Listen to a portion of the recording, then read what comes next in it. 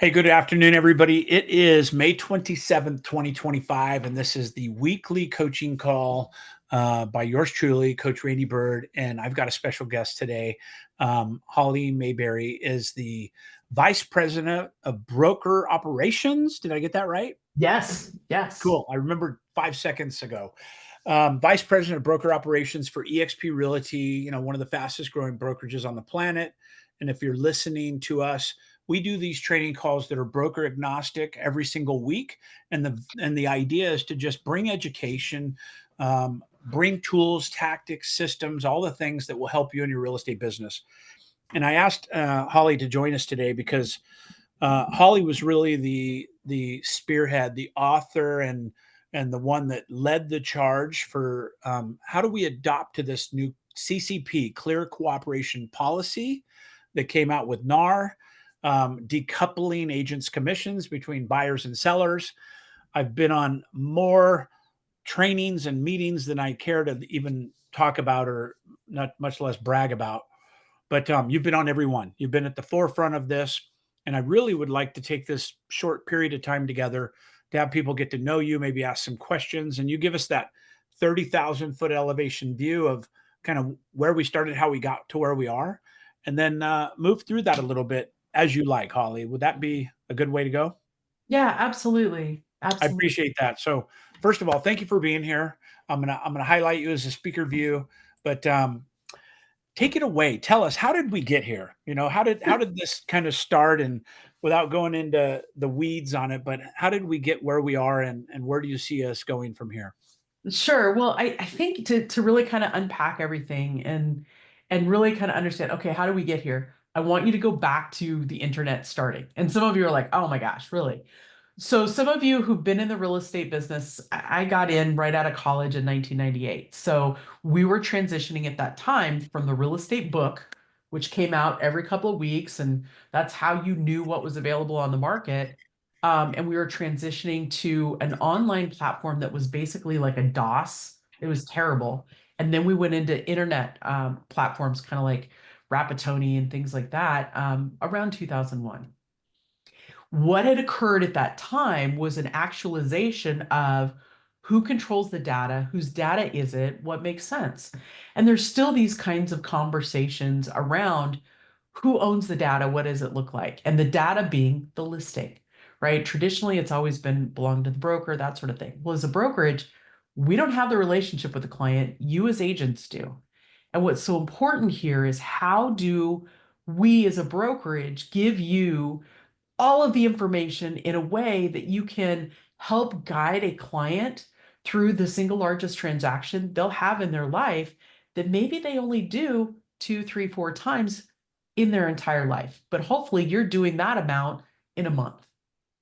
So when you go back to the book, that's kind of where we started. Well, come, the dark times, 2007, 8, 9, and the mortgage meltdown, it was kind of like a free for all. Anything that was on the market, we just wanted all eyeballs to see it.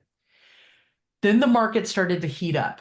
2012, 2014, 2015, 2018. And what was occurring at that time was a little bit more regulation. We saw a little bit more tightening of listings.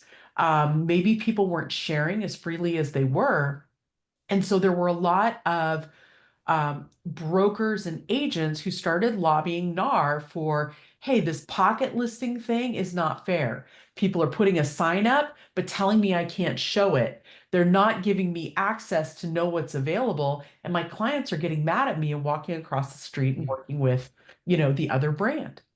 So at that time in 2019, 2020, the National Association of Realtors, under request from all of us nationally, came forward with the clear cooperation policy.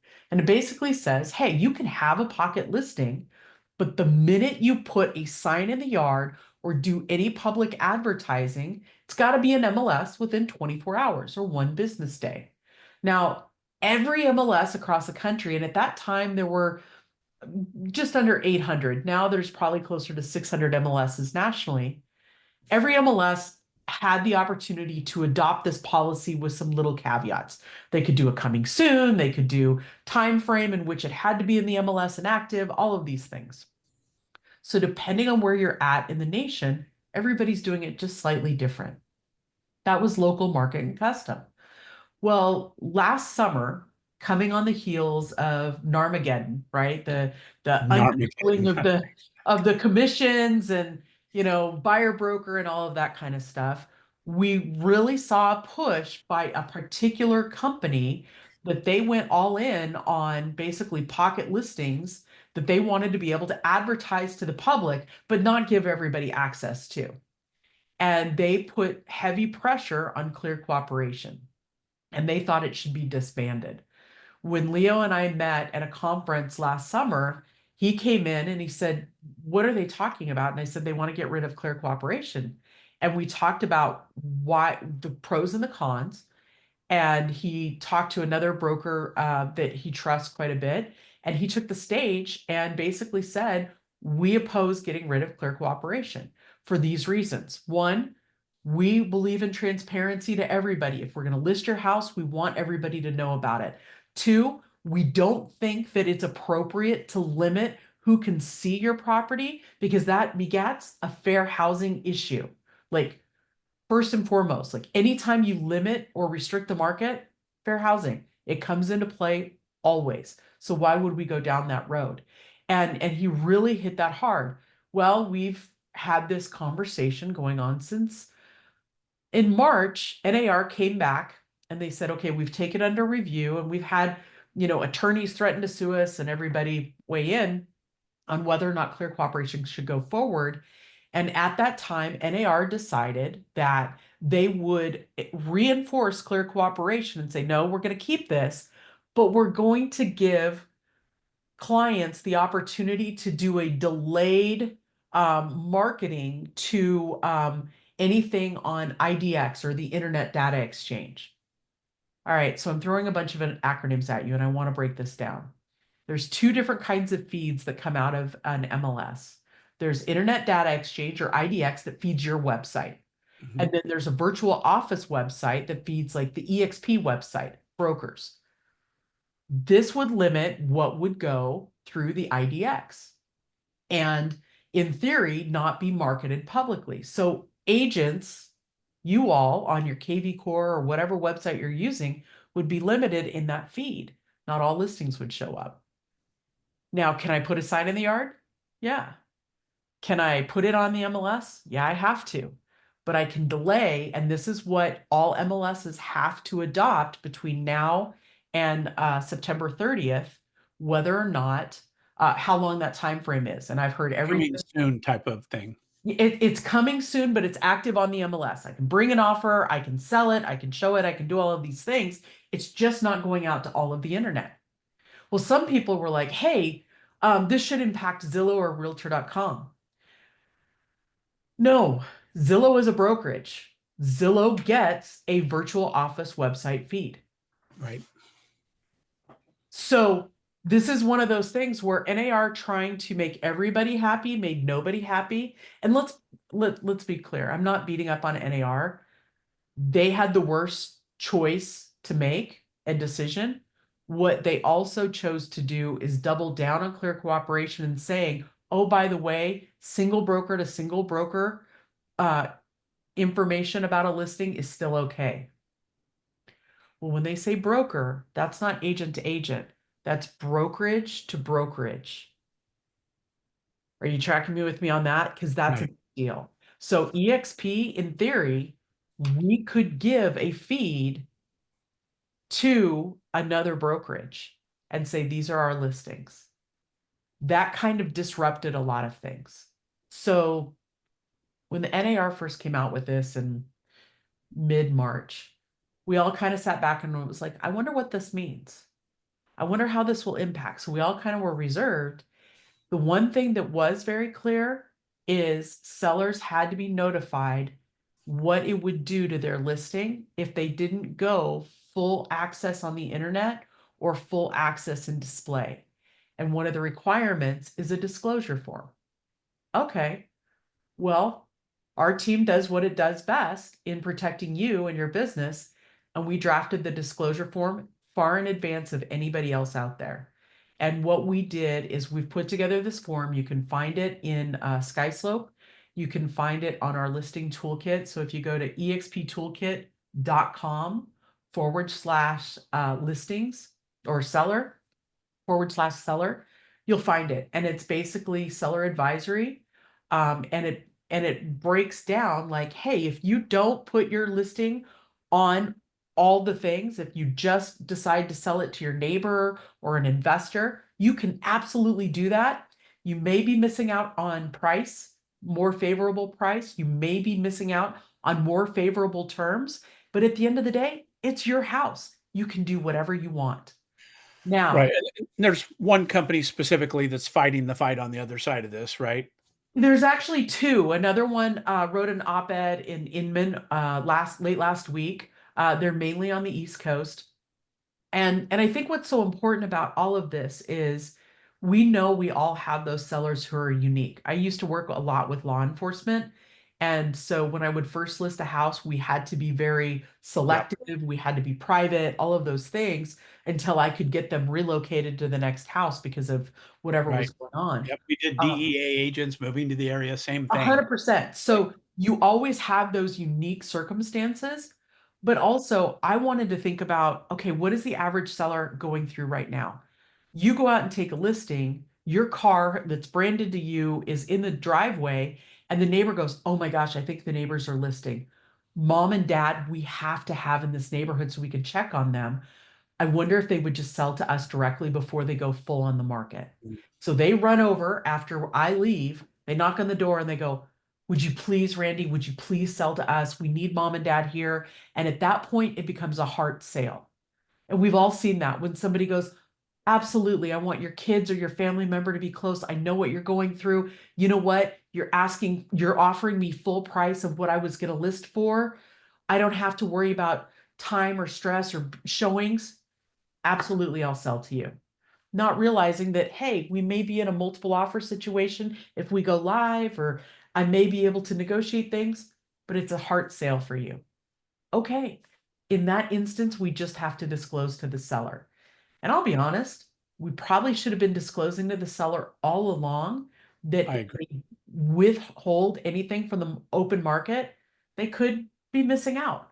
Yeah. Now, when you know better, you do better, right? And that's why Yeah. I we have to remember in disclose the it. beginning of my career at an unnamed company, we were the biggest office in town. So they had all these private listings that they would talk at the team meeting. And it was 2 or 3 weeks before they'd hit the MLS. And if you weren't in that company, you never knew about this listing. And that was the benefit of being at the company. So this has been going on for a long time. What I'd love to do, Holly, and where I think would be a lot of value for the agents listening is what's changed from the agent's perspective specifically, because the decoupling of the buyer and the seller's agent commission wise is a really big deal, right? And I love how you and Leo led the industry, taking arrows and taking missiles a little bit in the beginning, because it's like, look, EXP is like doesn't want to work with everybody, but I think we're leading the charge now. A lot of people are following that and actually copying our documents, which is it's a compliment. But to the agents listening to this podcast, what's the fundamental change that took place between the relationship that you have as a listing agent with the seller, right? And decoupling that commission where the payment's not going through the listing agent to the buyer's agent now. Sure. It's very simple. When you think of it, it's like a point of sale transaction. And so if I go and take a listing, the seller and I are going to absolutely negotiate my fee. But then, because of the lawsuit that we saw, what we're going to allow have happen is seller, would you like to offer something to a buyer's broker? If so, what would you like that to be? And do you want to wait and see an offer come in? We can negotiate it up front and I can advertise it if you'd like. We can wait and see if somebody asks at time of showing, or we can negotiate it with the offer. Totally your call. But then what's so key in this, and when you look at the way real estate was done pre-August 17th, 2024, we took all the money and then we distributed it. By only taking our portion and the seller still having the option of whether or not they want to contribute to a buyer's broker, they now are in control of their own destiny and we never touch it. And that was the biggest key when we looked at everything that was happening with the lawsuit, the NAR settlement, and how we were proceeding forward. We always wanted to make sure that the seller was at the center of the transaction, always being consulted and had the decision making to negotiate. And that was up to, close of escrow. Like, what does this look like? This is my fee. What do you want to offer the other side? We'll negotiate it, we'll do whatever. And then at close of escrow, you pay them directly. And it sounds like semantics, but it does make a big difference. Makes a big difference because now I think from a coach's perspective, it gives us a superior position. Now we can negotiate our rate only, right? Too many times we're negotiating for the buyer's rate as well. Well, will you do 4.5 or 5 or 4 3/4 or whatever it is? I personally think that it's taken the professionals up in pay structure for the negotiation opportunity with the seller that says, hey, I'm 2.5% or 3%. Because I remember a lot of agents when I was kind of up and coming and learning, they were getting 7% from a selling agent, 6 or 7%, paying 2.5 to the MLS. So they were paying 2.5 to the brokers, and that's all you saw in the MLS. Then once in a while, you get the seller statement on accident from title, and you're like, hey, what's going on here? Right? This feels unfair. Well, I think a couple of things. One, I started decoupling commission probably in about 2008, 2009, because the REOs taught me how to do it. Right. And if you did enough REOs, it was like, hey, this is interesting. And short sales was the same. Like Yep. with short sales, we can all argue that if you were listing a short sale, you did a heck of a lot more work than somebody who was bringing the buyer. Yes. Okay. So at that point, I started decoupling. When I went to take a listing, I wrote out what I got paid, and then we had the conversation about what the other side would get paid, that the seller would determine. And what was so important about this, and I still want you to do today, is when you negotiate your fee you can have pre-written. Like you can have that conversation, like this is what I charge. Hmm. But if you're going to offer something to a buyer's agent, that should be blank. Now, this is the other thing that's a little bit sticky. As I look at forms across the US, not every form has caught up with today's standards. Correct. And that's why EXP, we've gone ahead and drafted our own forms. We did not brand them on purpose so we could give them away. For instance, our buyer broker agreements, I just updated last week because there were some things that we recognized that didn't protect you as agents as well as it should have. People doing assignments or people putting things, buyers putting things into a trust or an LLC who suddenly said, hey, my LLC didn't sign the buyer broker agreement. I no longer have to pay you your compensation. Mm, That doesn't work for me. We did the work, we that's had good an to know. agreement, we're going to honor it. And so we made those upgrades to our buyer broker agreements. I've been in contact with many associations who draft contracts or forms for agents, and I'm giving them our form saying, hey, this is what we've done in modification because we're recognizing this is a problem. I'm continuing to lobby local and state associations around the nation saying, hey, this isn't quite right. This doesn't, we've got a liability here. Would you please consider upgrading your form or changing it to protect everyone? And I'm going to be fierce about that. I'm going to do it politely, but I'm going to continue to advocate because I think there's a gap where associations can do better. And until they do, we'll continue to draft our own forms. Oh yeah, and we've got how many associations in the United States? 700 or Yeah, more? many, And many. so it's a little bit of the wild, wild west, and, I think it's somewhat of a moving target. You said you just updated the buyer agency agreement last week. Well, is that automatically in SkySlope? So if you're an EXP Yes. agent and you're going If into you're an SkySlope, EXP you're agent, automatically on the newest forms. Thank yeah, you. yeah. So the minute we update a form within about 24 to 48 hours, that form is updated for you in I SkySlope. love it. We're very dogmatic about it. But then also, if you are on here and you're joining us and you're not with EXP, that's okay. I'm constantly updating our forms on our EXP toolkit, and you can access all of those forms there. And of course, if you need assistance, reach out. We're happy to share our forms with your brokerage all the time. I appreciate that, Holly. So, my style.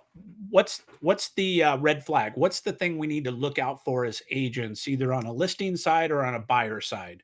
I think I'm hearing a lot of complaints where listing agents are like, everybody's calling me, asking me what the commission is now, and that kind of thing is going on where we used to be able to search for, is it 2.5, 3, 2, whatever it was. That's gone now. So there is a little bit of ambiguity between this. I think. What's your take on it?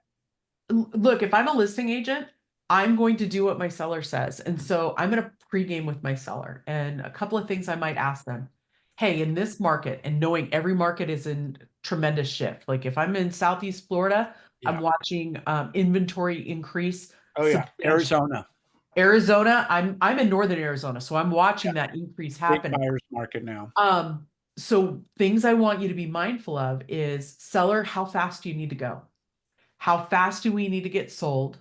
What are you willing to put on the table in advance? And so think of it like offering the home warranty before anybody asks, or prepaid closing costs. Like, hey, I'll buy down your rate, or I will do X number of things. Like these are things that you're putting on the table that you're willing to do as just like a, hey, look at me. It's an advertising, it's a marketing fee, if you will. Now, if I've got agents calling me and I've got a property that's priced really well, I know it's in a great location, it'll go quickly, we're probably looking at multiple offers, I'm always going to encourage that agent, if you and your buyer want to ask the seller for something, please put it in your offer. Please put it in your offer. We're going to see all sorts of different things. And we do have a direct compensation from seller form. So if I've got a seller who's like, yep, I want to offer a flat fee or a percentage, great. I can put it on the form and I can send it out as the seller directs me to, or I can counter with it. Or, I mean, there's so many different things. So every seller is going to be unique. Your superpower, your unique value proposition right now is to walk them through scenarios. Walk them through a scenario of the last three contracts that you've just negotiated. And if some of you are brand new and you're like, I haven't done anything recently, cool. Three scenarios for you to think of. Multiple offer situation. How did you handle it? What were negotiating strategies to think through? Two was, hey, I've got to sell. I've got to be in this school district for my kids by this date. I need to be under contract in the next 2 weeks. Okay. To do that, we need to do X, Y, and Z. And the final is I just need an investor. I'm not able to fix anything. I'm not able to do any upgrades. Like I know I'm not going to get retail. Get me a wholesale or undervalue price so I can just go away. What does that look like? And so I want you to have those kind of scenarios that you can walk through depending on who is across the table from you and advise them. Advise them based on their need. Your unique value proposition is meeting your client where they're at and easing their fears and doing it in such a way that it's like, hey, I've got you. I've got a form for that. My brokerage has your back. Let's talk about the strategy that's the best fit. And oh, by the way, if we find tomorrow that something happened and you need to move faster, we can do that as well. Like that kind of like the tone in your voice, that reassurance, that's your unique value Mm, proposition right now. Because the stuff that's happening on the national media, ignore it. propaganda. It's not meaningful. I want you to get close and personal. Last week, Coach and I had the opportunity to hear from Mike Del Prete. Mike Del Prete, amazing professor at University of Boulder, and he literally took the same statistics, but with different headlines to them Mhm. because the way that media is manipulating basically how you look at a graph, the y-axis, Yeah. significant. And so I want It you was mind blowing, actually, how he could change it from like 18 months to 36 months. And it looks like the world's crashing on one thing, and then it looks like the market's going up on the other, just from the y exactly. axis changing dates and ranges and stuff. It's, So your you can ability hear to what you want to tell the hear. truth, yeah, your ability to tell the truth and connect the dots that's personal, that's the game changer. So right now in this market, how you bring fact to that personal relationship is going to be Right. everything. I love The that. other key piece that I want you to think about if you're on the buy side, I want you to know your contract better than anybody. It's not just about reading it upside down. I want you to be able to explain it, explain the inspection period. I want you to explain the HOA docs and what they mean. Like, folks are going to the internet or even ChatGPT now and getting a deluge of information that they can't suss through. They need somebody to walk them through carefully. And ChatGPT is getting smarter that way, but there is nobody better than somebody who's sitting across the table saying, "Oh, let me show you how this works and how we could consider doing it a little bit differently." You That's know, a superpower. something you said that I love is ChatGPT. You can use it to your advantage. Pretend you're the buyer asking ChatGPT for these questions. Like, what should I Oh, look yeah. out for buying 123 Banana Street as a buyer? You Yep. do that, you have an insight to what they're looking at. You can kind of see the minds of the buyers. I will share openly. I'm using ChatGPT for everything right now. I had it interview me, and then I answered the questions, and then I reloaded it into GPT so it would know me better Yep. and I could interview or correspond, but I'm asking it questions on everything from the economy, how I can streamline workflows, how I can, what I can do better in responses, things where I might have a blind spot, right? If I'm Yeah. looking at something and I'll ask, what are my blind spots here? What should I know that maybe I don't, given where I work, how long I've been Right. here, all of these things. And it's been incredibly helpful. Totally, totally. So couple questions, kind of like fired. There was a lot of jokes around how do you tell the agents you're paying 2.5 or 3%? You're putting like special numbers on your sign, you're putting little love notes in the lockbox. Are we still in that place or No, not we got really. out I of that? mean, can you put a sign writer that says, Paying offering 3% commission? compensation? Sure, you can. Yeah, it's just On coming the from the sign writer. seller, It not you. just cannot be in the MLS. Um, for the most part, I've not seen anybody really stub their toe on it in our brokerage just because we've been so open and Right, having these conversations with you all. At the end of the day, I think in this market shift, moving from a seller's market to a buyer's market, the mindset I want you to think about is, okay, when we've had that kind of scenario before, how do we adjust our marketing? How do we let people know what the seller was willing to do?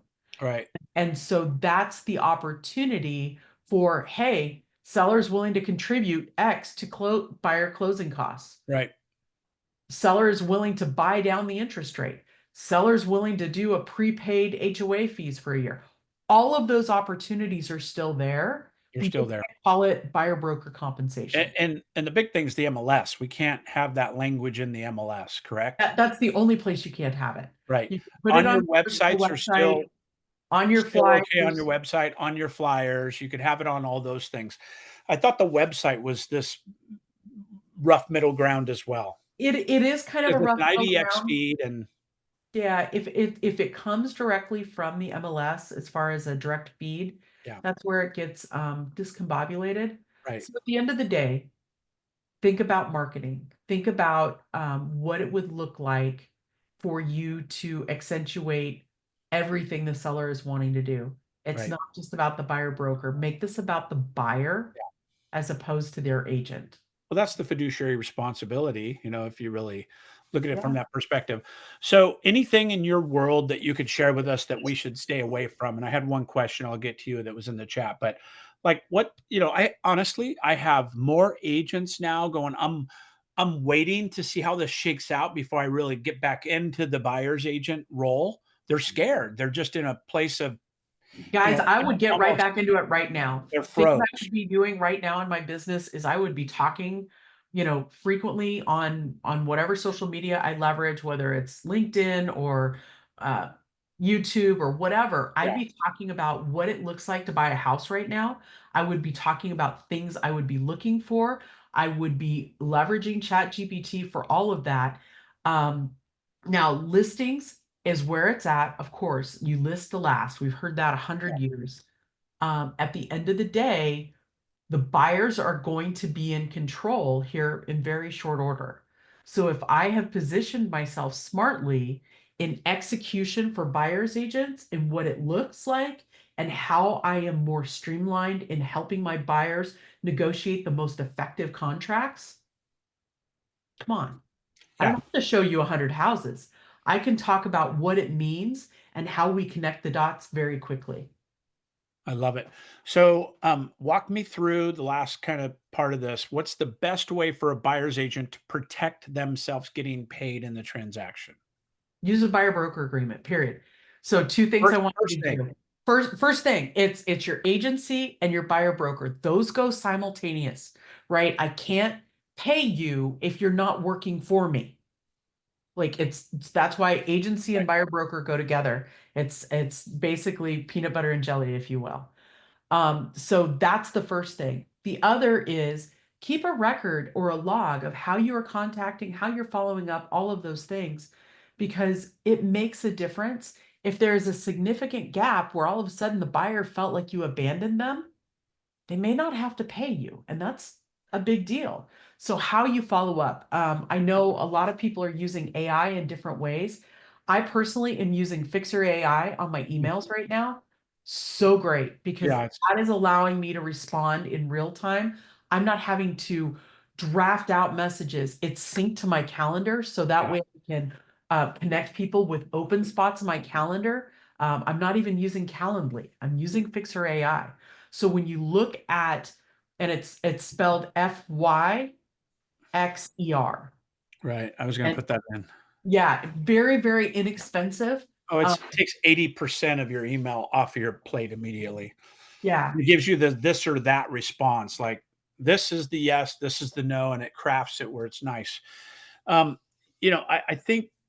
I think the industry's changed, but at the end of the day, it's just about transparency, right? When we talk about this, it's more transparent than it was before. I personally like it because as a selling agent, you're negotiating a stronger commission. Yep. And as a buyer's agent, you're decoupling the need to the seller and the seller's agent decided what I got paid before. They decoupled that. I'm, Well, now I'm a I'm watching buyer's professional. agents get paid more than they ever have. I agree. They're not 100 relying on an ineffective listing agent to negotiate for Mike them. Mike Del Prete showed that chart where commissions have literally tweaked up a little bit since all this clear cooperation policy thing, overall commissions. Well, I want to get to the one question from respect and then we'll wrap up. If you have an agreement with an individual and then the property is assigned to a new LLC prior to closing, then I need to have the buyer sign another buyer agreement in the name of the LLC. No, if you're using an EXP buyer broker agreement, our new buyer brokers provide for if it is transferred into a trust, an LLC, or if there is an assignment. I love it. Next question just came in. If you have a buyer broker agreement, does that lock in your client in the event they go to an open house and keep the open house agent from stealing your client? So, couple things because that's a loaded question and I love it. One, the open house agent can always steal your client. Then it becomes a choice whether or not we file for procuring cause, Right. which we could lose because who removed all the barriers for the buyer to buy that house? So, procuring cause, I'll consult my magic 8 ball there. That's right. In that instance, we could end up having to sue the buyer for compensation. Never is a good thing. And I'll be honest, I've only done it a handful of times to pursue a buyer. It's not something that I take lightly because do you want to be known as the agent who sues? Yeah. So there's that thing and a litmus test. If I'm looking at a compensation under 50 grand, do I want to sue? Yeah. Because the Because you're going to cost of spend 30 lawsuit. grand doing it. Exactly. So, And, yeah, and choices we make. Now, maybe some of from you, hold on. Some of you are in states where your small claims court will go to $10,000. I go there all day long. oh, okay. True. Good. That's a good takeaway. Um, from a coach's perspective, I've always said if you have the proper dialogue and conversation with the buyer, the open house should never be a concern, right? If you teach them what's going to happen, what to say, and how to do that, it doesn't matter what the agent says about free AC for whatever. Yeah. So I think that's a big part of it. But it is a scary time for buyers agents, and it just is. It's changed. Yeah. Again, as we shift more towards a buyer's market in many areas, I think you're going to see like those people, how do I get a buyer? How do I keep a buyer Right. as far as, sellers? And it's really going to be about the communication that you and I have. So, um, And we've seen it. If you look at the new home builders, right? 2 yeah, years ago, they were like, "No agents allowed. You couldn't even bring your client. We'll pay what we pay. Use our contracts." Now they're like 3% to buyers agents. We're open to all things. The market will jurisdict the direction of that, I think. it always does for sure. I love it. Thank you for being here. I really appreciate it. Some great info. I know we'll continue to do that. If you're watching this, just stay in tune with what's going on with the new agreements, whether you're with EXP or not. You could look at our forums. They've been public for months and months now, which I really appreciate you and Leo taking that position. And I believe that you guys are setting the standard for the future of transactional forums. Yeah, we hope to. I mean, I I appreciate so much the forms standardization from our state and locals, but if we can upgrade those a little bit, I'll get out of the forms business and turn it back. I appreciate you. Thank you for taking the time out of your day to be with us, Holly. Appreciate it very much, and keep fighting the fight for us. Thanks all. See you All right, soon. you guys have a great day. Thank you, everybody, for being here. We're here every single Tuesday, 11:30 a.m. Pacific time. Feel free to join us, and we try to bring value every single week. So, got some rock stars in here. I see Kyler; he's just crushing it right now. Casey, he owns like South Dakota. I think literally he's the mayor of South Dakota. But we got some good people on here. So, thank you for being here. I appreciate it, and we'll see you all next week. Okay? Thanks, Thank you. Randy. Thank Have a you. great day. Appreciate it, everybody. Cheers.